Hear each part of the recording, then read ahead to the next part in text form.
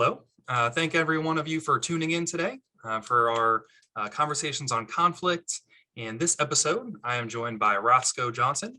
He is the Wellness Center Site Coordinator over at Northwood High School in Montgomery County, and I'm very thankful to have him on.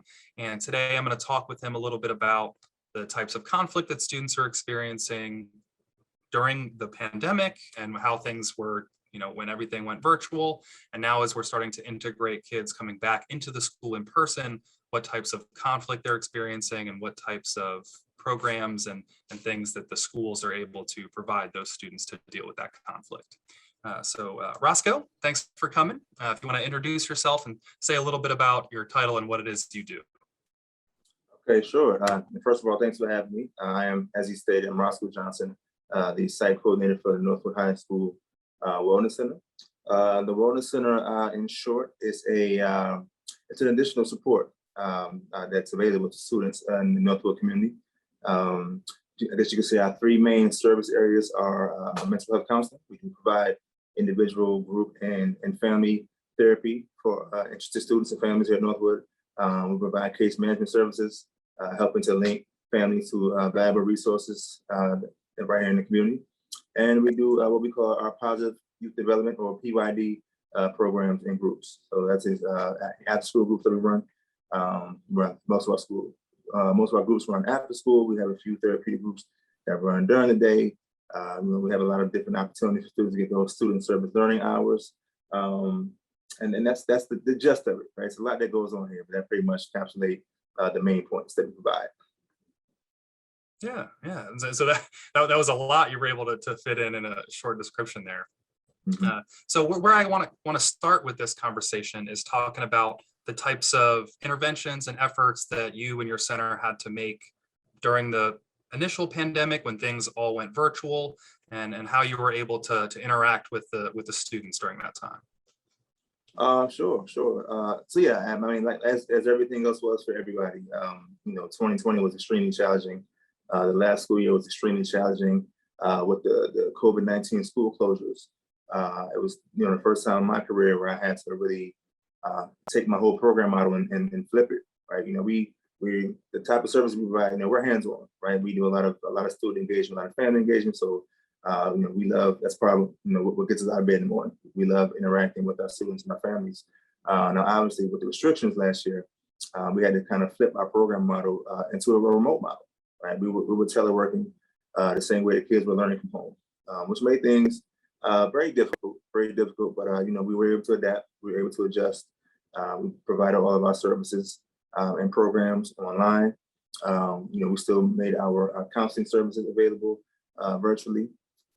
We were still out in the community to make sure that our clients were still being linked and receiving the services that they needed. And of course, all of our programs, we it was kind of a blessing in a way, in a sense, kind of helped us strengthen our outreach attempts, right? Everything being virtual and not being in the building, we had to do a lot more kind of stepping up our social media presence, a lot of collaboration with the schools, make sure that a lot of the Wellness Center efforts and initiatives were being communicated through families, through school channels. It was definitely a challenge, but we definitely rose to the occasion and had another successful year. All right, yeah, that's awesome. So I know, personally on our end, on our center, it was really difficult trying to turn everything into a virtual setting, and the same obviously can be said for you and all the services you provide. As you were saying, taking hands-on services and then transitioning them into a virtual setting is no easy task, and so I definitely commend you and your center for making that happen. Yes, sir. Thank you. So now that sorry. No, I was just saying thank you. Yeah, of course. So now that things are transitioning back, students are back in school, back in class.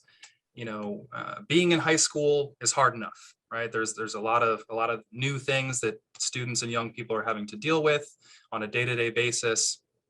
Now with all of the the new restrictions and masks and everything like that, what are the new challenges you see students coming to you with as you're transitioning back into person? So I think we kind of foreshadowed some of the issues that we were anticipating to see. This really just getting adjusted, students getting adjusted to being that just around people, as crazy as that sounds. Just I think we were out of school for almost a year and a half. So it was just, there were a lot of students coming back with a lot of anxiety, just being around people, just being in crowds, and after not being around people and just kind of being stuck at home for as long as they were. And it's just the social piece.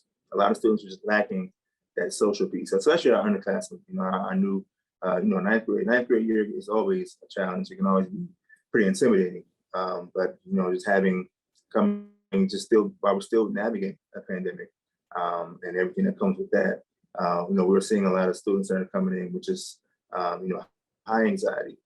We're seeing students that do possess certain clinical diagnoses that it has made it even more challenging, right? Just trying to navigate that in the high school experience.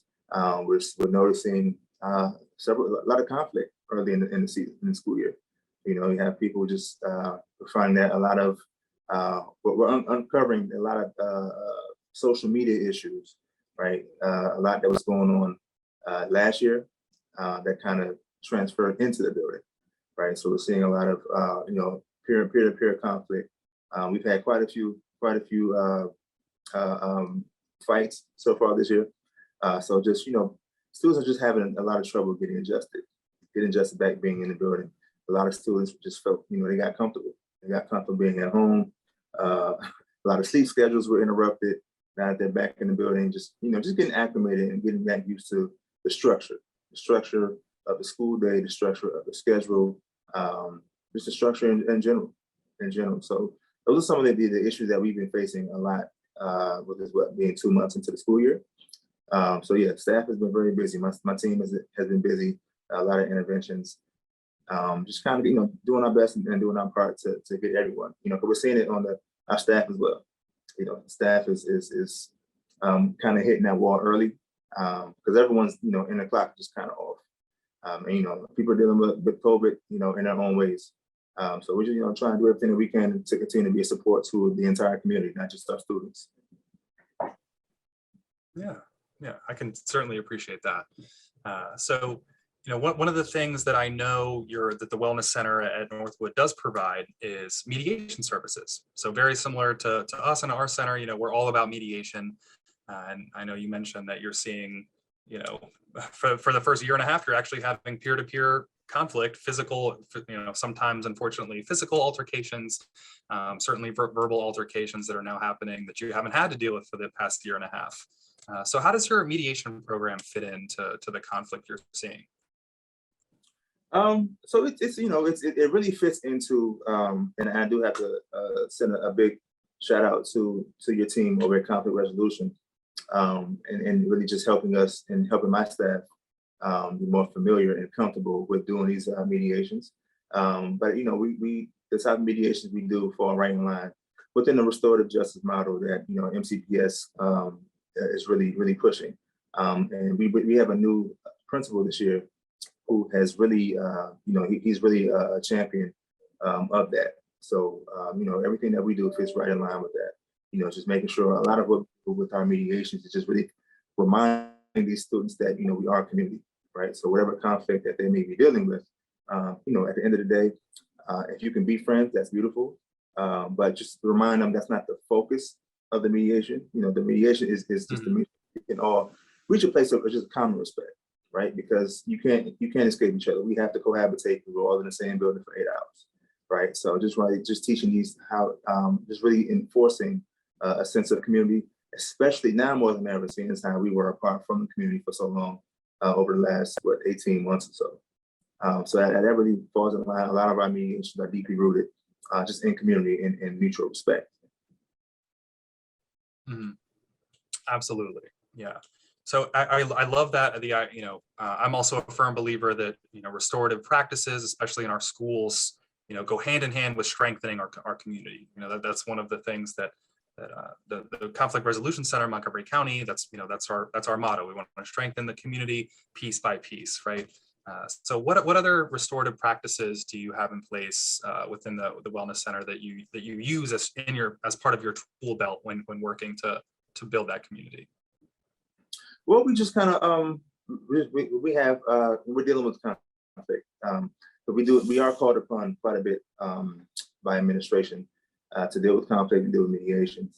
So a lot of what we do really just kind of making sure that students are understanding the importance of their actions and their behaviors, right? For every action there's a reaction, and focusing on consequences.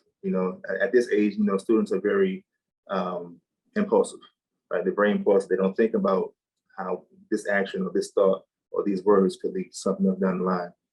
So we're just trying to do a good job. My team and I just trying to do a good job and just helping them see the bigger picture, and just kind of overall perspective, putting yourself in other people's shoes, and just trying to think before you act, and kind of asking yourself, how would you react if you were to say what you said to that person? How would you react if you would have done what you did to that person? Really, like I said, perspective is everything, and it helps these students to see things in a different light. And like I said, it creates a better understanding overall when dealing with peer-to-peer conflict. Yeah.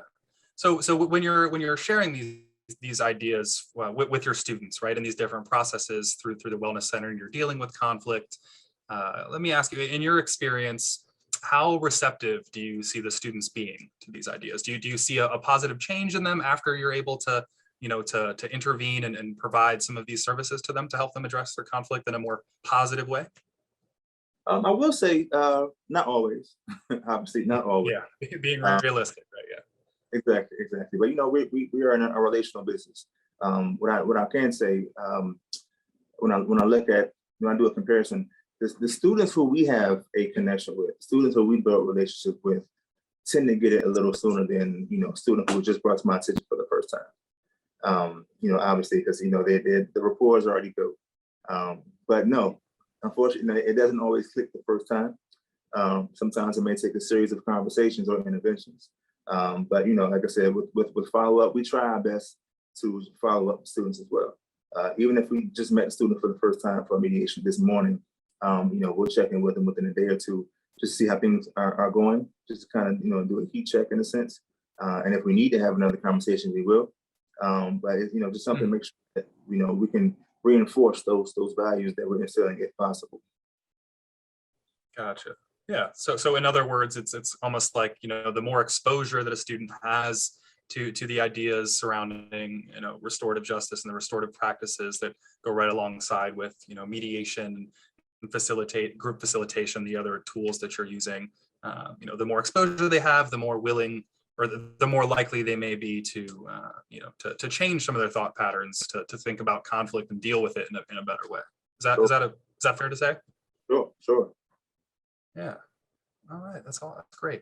That's great. So let me ask you, what are some things that you might want to say to any parents or staff, teachers, or students that may be watching this when it comes to some options they have for dealing with school conflict? What should they do? Who should they talk to?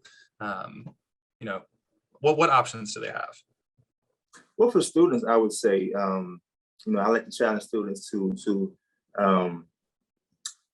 challenge themselves, to be responsible, right? Try to identify at least one adult in the building that you can go to and confide in, at least one. That way, when you're confronted with conflict, you won't just react, right? You'll have somebody that easily identifiable that you can go to and have a conversation with to prevent, something from taking place. What I would say for any school personnel that may be watching, listen, right? Just listen and patient, right? A lot of times, students can be crying out for help without even realizing it, right? But just actually giving them a voice, empower that child to advocate on their own behalf. And the same thing for parents.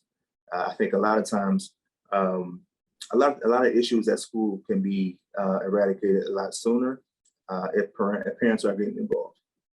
What I have seen a few times, a lot of times with students, depending on the degree of the conflict or the issue, certain issues need to be, taken to the next level and bring in parent support. That way, whatever the school does or the wellness center does, whatever intervention we do, that can also be, the parent can collaborate, right? So whatever we do in school, the parent can also do it at home. Make sure we're saying, speak, it's coming from of the same mindset and saying the same things to reinforce those with the child. So that's what I would highly recommend those. Yeah, wise words. Absolutely. Well, Roscoe, I want to thank you for coming on today. I know you're a busy man and you got a lot going on there. So I just want to thank you again for hopping on and having a quick conversation about the conflict with me. But before we hop off, is there anything else you'd like to say to anybody watching? Nothing that comes to mind. I thank you. I want to thank you for allowing me this platform and having this quality discussion. Hopefully we can have more of these. Yeah, absolutely. Well, thank you again, Roscoe. We appreciate you for giving us some of your time today. And thank you, viewers, anybody who signed on to watch this today. If you want to learn more, you can always go to our website at crcmc.org, right above me here. And you can always give us a call and we'll be able to give you any more information about any of the services we provide and the partnership that we have with Montgomery County Public Schools by contacting us at our office at 301-652-0717. Thanks again, Roscoe, and thanks to all our viewers. Take care. Thank you.